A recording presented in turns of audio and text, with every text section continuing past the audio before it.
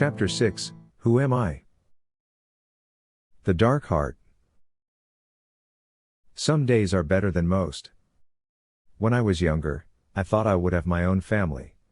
I will have a lovely wife who will care for our children, probably two, a boy and a girl. Or 2 boys. Or 2 girls. I did not mind the genders as long as I had 2, so I would be certain that when my wife and I perished, my children would have someone to care for them. Siblings love, in my opinion, was the highest form of love. I never knew my mother's face, only that she was a dark, stocky woman whose smile could melt even the coldest of hearts.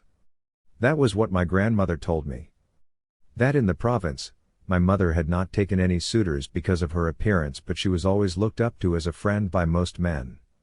Sometimes, married men even. Because when she smiled, everything brightened up. Even flowers bloomed. Grandma told me that one day, my mother went home all giddy because she had met someone who promised to stay with her forever. To mother, words like that were hardly ever spoken because men, as they most often did, measured and equated love with the pasty complexion, the sunken glowing eyes, the voluptuous curve of the waistline, and the size of a woman's bosom. Mother was never endowed with any of these. Her smile and character, Grandma told me, were the only virtues that your mother possessed. Grandma was adamant and asked my mother to stop seeing this man because he never once did have the decency to visit her at home. Still, my mother refused to listen because, at 34 moon turns, she believed she was running out of time to find a husband. Her friends had children entering adulthood while she was still stuck at home tending to Grandma. In the evenings, Mother would sit by the window awaiting the man to come and claim her hand in marriage. It never happened because the one she fell in love with was a cold, almost uncaring man who spoke words that could make women's heartbeats race. Mother, who had been new to love and spent all her life dreaming of marriage, took to heart each word ever spoken to her by that man. Mother went away for a week, Grandma had said. When she came back, she had a certain glow that could make happily married women envious. Grandma did not ask where Mother went or what she did because she did not want to learn of her mother's indiscretion. The days that followed were, according to Grandma, ones that brought out the best and worst in Mother. Some mornings she would wake up happily, run away from the house and return late in the evening singing. Most days, upon returning, she would lock herself up in her room and not eat a meal. But through it all, Grandma never asked her daughter because she was all too familiar with the injustice of not having a pretty face and a worldly body. Mother was robbed of her chance to marry by her contemporaries, who boasted of fair complexion and blushing cheeks grazed by long lashes every time they blinked. One day, my mother stopped leaving the house. She locked herself in a room and cried most nights. Grandma never asked what it was because she understood the sadness of being deserted by the one you love. She knew it all too well, so she bore the tantrums that Mother threw, the stubbornness by which she would not eat, the harsh words that would come out of her mouth. Mother's stomach grew, and Grandma realized what had happened. Mother was pregnant. Without a husband, the thoughtlessness of my mother's actions would surely draw attention. Grandma had brushed away a tear from her face when she told me Mother had knocked at her door, crying, begging Grandma to use her power. Make him fall in love with me, Mother had begged. But Grandma shook her head because love was not meant to be toyed with. Love when it did not resonate, love, when it did not sprout naturally like a seed growing into full bloom, would wither and die. And there would be no saving it, for there was nothing in the first place to grow. Months after that incident, Grandma found Mother lying on the floor with a dagger lodged in her chest. She had tried to kill herself. Grandma revived Mother, grieving for the suffering of her daughter. It was then that she made the decision to use her power. While Mother was tended by her cousins, Grandma went to find the man her daughter had fallen in love with. Much to her surprise, she found a man who worked as a builder, drying houses made from mud in Caristhea. He was more than twice the age of Mother. Grandma told me that he was the most unusual man. Quiet. He wasn't even good-looking. He did not also boast a soldier's body. But what surprised her the most was when the man looked at her. Grandma's words were that his stare revealed to me his soul, his deadened heart, and his loneliness. By then, Grandma had understood why Mother had fallen for him. Because this man seemed to need her. His words rang of agony, and Mother, being the unloved one, thought she could change this man somehow to the point that she had shared her bed with him. Grandma told me she used her power on him to bring happiness to her daughter even if she knew the joy would only be temporary. So that day she found him, he went home with her. And Mother recovered and had happy days with him before she died. How did she die? We stole her breath when my twin and I were born. When I was about 5 moon turns, I began to hate my father. He would look at my sister and beam, but every time his gaze fell upon me, a look would pass his face that I could not define. It was like remorse over something I did not understand. He would not even hold me. Whenever I was hurt, it would only be Grandma or my twin to care for me. Never father. In the evenings, I would go over to him, sit beside him, and ask him to tell me a story, but he never once did. He looked at me with indifference and never spoke a word. One day, as I rushed to his bedroom to make up his bed, I found him already gone. I waited for him to return in the evening, but he never did. My sister and I waited for days and nights, praying to the gods and offering our food to the moon so father would come back, but he never did. A moon turn passed, and my sister and I celebrated our birth date. It was supposed to be a festive occasion, but instead, Grandma sat forlornly on the head table. She studied us, and after we finished our meal, she talked to us. "There's something I have to discuss with you," she began. "What is it, Grandma?" Goemi asked. I waited for what she would say. "Jor's not coming back. I never heard a word from him. None of the soldiers I spoke with could tell me his whereabouts. He does not want to come back to us," she said. Goemi's eyes filled with tears. I reached out to hold her hand. I knew I had to comfort my sister. She was much weaker than I. "Stop crying," I said. Then, to Grandma, I added, "We know Papa's not coming back." "There's something more," she said. Grandma's lips twisted, and sadness veiled her eyes. "I can't care for the two of you anymore. Trade's been bad, and I have nothing now but peddling. I can only have one of you," she said. I did not understand what Grandma meant. "I will bring one of you to a relative? Maybe somebody will agree to take one of you in. I'm sure someone will," she said as though to convince us. Then, she broke into a coughing fit. Goemi sobbed, and I stood up from my chair and wrapped my arms around my sister. I kissed her hair and tried to make her stop crying. "Don't cry, Goemi. Stop crying. Please," I pleaded. But Goemi would not stop. Afraid that our days together would soon come to an end, Goemi and I spent our days playing. Unlike other siblings our age, we stopped fighting as though we understood how very limited time we had left. We hid under the tables talking about stuff. Like what she remembered most about father, what little I knew about father, about what she wanted to become when she grew up, and what I wanted to become when I grew up. Goemi told me a beautiful story father had shared with her. It was about twins like us who lived behind the mountains and called each other Bubba. They promised each other that whatever happened, they would always stick together. I had liked the sound of it, so, at my insistence, I pushed her into calling me Bubba. I called her Bubba, too. I told her I wanted to become a soldier. Her eyes grew huge with excitement, and she said she'd like that for me. She said that she would find a husband and marry and have children, and that would be all. I laughed at her dream because it was so silly, but she was a girl, and maybe girls like other stuff like marriage and children. She shook her head when I told her that and made me understand the importance of family. I believed her, so I told her, "All right, I will become a soldier and marry too. And have children who love each other the way we love each other." Then, Goemi would put her arms around me. We would find ourselves asleep under the tables, believing that the make-believe roof above our heads could protect us from separation. Then one day, a relative visited us. She was a lovely woman. She had beautiful curls and spoke with an accent that made understanding her words difficult. She said she wanted a girl because she already had a son. That evening, Grandma packed Goemi's stuff. I stood watching as, one by one, my sister's things were removed from the cabinets and put inside a pack. I did not sleep that night. When the dawn was breaking, I crept beside Goemi. She was still sleeping, and I watched her face, wondering if I could ever live without her. But if Grandma could not feed us any more, it would be a kindness to let Goemi go with the woman with lovely curls. The following day, the heat of the sun woke me up. I rose quickly, surprised that Grandma had failed to wake me up. I rushed to her bedroom and found her on her bed, not stirring. The night had taken her. I shook her shoulders to wake her up, but she did not stir. She lay like a brick, and the coldness was already starting to spread all over her body. Old age had taken her captive in its grip.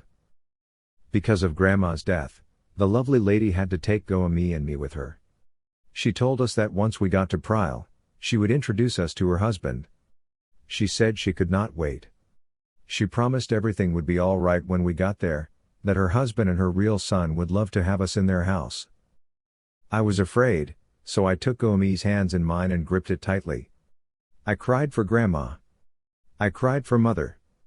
I cried for Father, who never once showed affection towards me. This time, it was Goemi's turn to comfort me. "Everything will turn out all right, Bubba," she said. But the sadness in my young heart did not go away. I embraced my sister and kept crying. The lovely woman's house was not what I was expecting.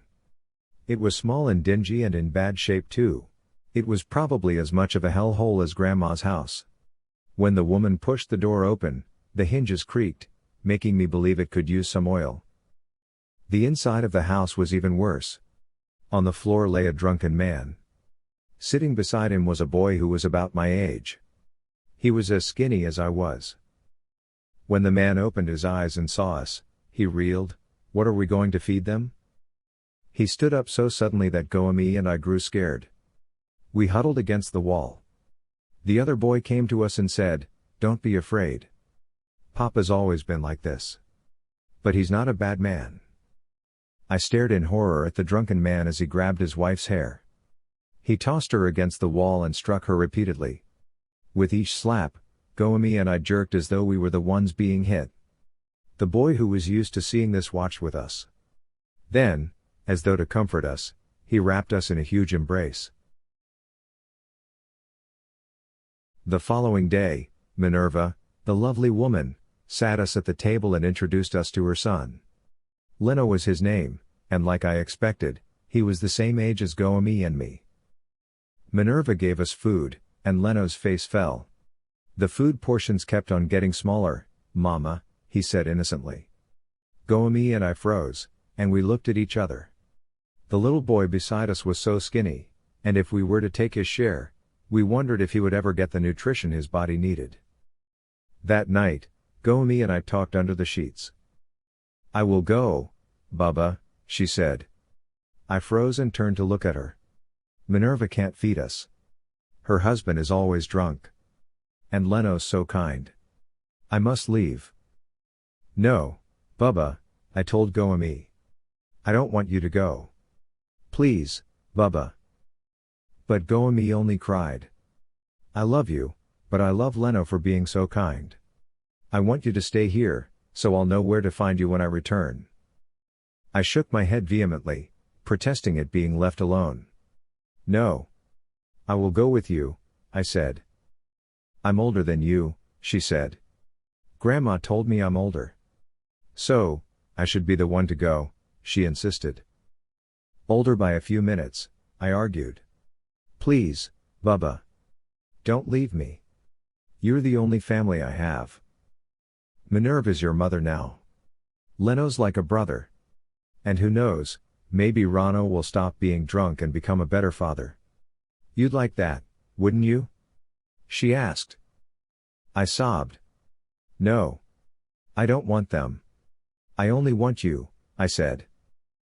Goemi hugged me until we both fell asleep, our eyes tired and puffy from crying. The day passed as the other days did, and the conversation Goemi and I had about her leaving was already lost to me. Leno and I played while Goemi helped Minerva with the chores. Rano took to drinking. Then, one evening, Goemi took her pack and tugged my hand. I followed her. "Walk me to the bend in the road," she said. I obliged. When we reached the bend, she looked at me. Her eyes grew teary, and she hugged me tightly. "I'm going now," she said. "No," I said. "I love you, but I have to go now. Because I love Leno too, and I don't want him to get hungry." "No," I yelled. But Goemi pulled away from my embrace and started running away with her pack. I called out her name repeatedly, but Goemi kept running. I ran back to the house and, upon entering, told Minerva everything. Minerva gaped at me, and her face had drained of blood. Then, she went out and looked for Goemi. Leno and I stayed by the doorstep, waiting for them to return. Leno's head fell sideways as he snored softly. I rested my hand over his, hoping to seek comfort. I did not know I had fallen asleep until I heard footsteps approaching us. I stood up and woke Leno. The silhouette of a woman and a girl materialized. Amidst the darkness, I saw them, and my heart leapt with joy. I ran to meet them and hugged Goemi upon seeing that it really was her. She never returned the embrace. Minerva tucked us all in before she slept that night. I embraced Goemi, but she turned, so she had her back to me. She was still mad. I told Minerva about her departure.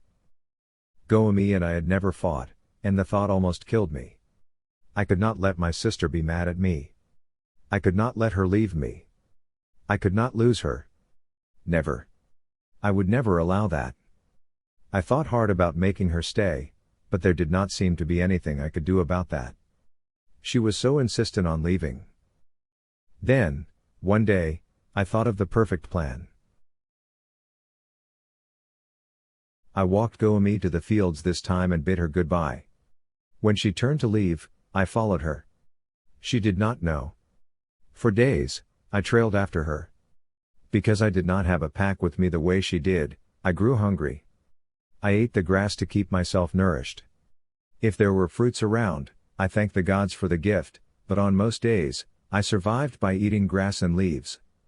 When there were no trees and grass, I scooped soil and mud and swallowed them. When a pond was nearby, I drank as though there would be no water source in the coming months. When there was no water source, I bit and sucked at tree trunks. As Goemi got deeper into the forest, a fox attacked her. Goemi was surprised and started running away. I ran after them too. Upon reaching her, I saw that the fox's teeth were bared at Goemi. My sister was shivering, slashing a twig against the fox. Quickly, I grabbed a rock and threw it at the fox. It struck the fox's head. I kept on throwing stones to make it go away. Goemi glanced at me, and albeit surprised, she started throwing rocks at the fox until we successfully drove it away. Goemi ran towards me and squeezed me against her in an embrace that was so tight it left me breathless. "Thank you, Bubba. I missed you so much," she said. "And all the while, you were behind me?" she asked as though she could not believe it. I nodded. "Tomorrow, I must take you back to Minerva," she said. Her innocent eyes were determined. The following day, I started to drool. I woke up, hung my head down purposefully, and never bothered to run my fingers through my hair. When Goemi talked to me, I did not speak. When she asked me what the matter was, I stood as though I did not understand what she said. She took my hand and walked me back to Minerva. When Minerva saw us, she held us tightly. I never reacted to her touch anymore. I stood there clumsily, drool falling from the side of my lips. Rano saw me and threw his cask against the wall. "Never, Minerva!" he yelled. "Not someone like him. He will be useless." Goemi looked at me. "What has happened to you, Bubba?" she asked. Her eyes looked at me sadly, tears brimming. Inside the house, Rano kept on shouting, hurting Minerva, and hurling words at her about how he would not take me into his home. Leno was seated by the doorway, watching us. Goemi waved at Leno and said, "Goodbye, Leno." Then, she tugged at my hand, and we went away. Since then, we have started traveling all over Akean. Life had been hard for two children with no one to care for them and had nothing to eat, but we survived because of my power. I discovered it without meaning to. I had put on an act that I was deranged, special, so Goemi would not leave me behind. But because of this act, I could not help my twin in the hunt. She had to run after rabbits, ducks, and chickens, but they were too quick for a young girl. In frustration, I stared at a rabbit and prayed it would die. To my surprise, the rabbit stopped and fell. Goemi leapt at it, dagger in hand, and stabbed the rabbit. She looked up at me and grinned. "I got us food," she said proudly. I smiled at her while trying to keep my eyes blank. She never knew it was I who had gotten us the hunt. Some days are better than most. A lot of days, everything is terrible. Like the day Arden died. He had to. Because he would take my sister away from me. I did not put on this act so some random performer could take my sister away from me.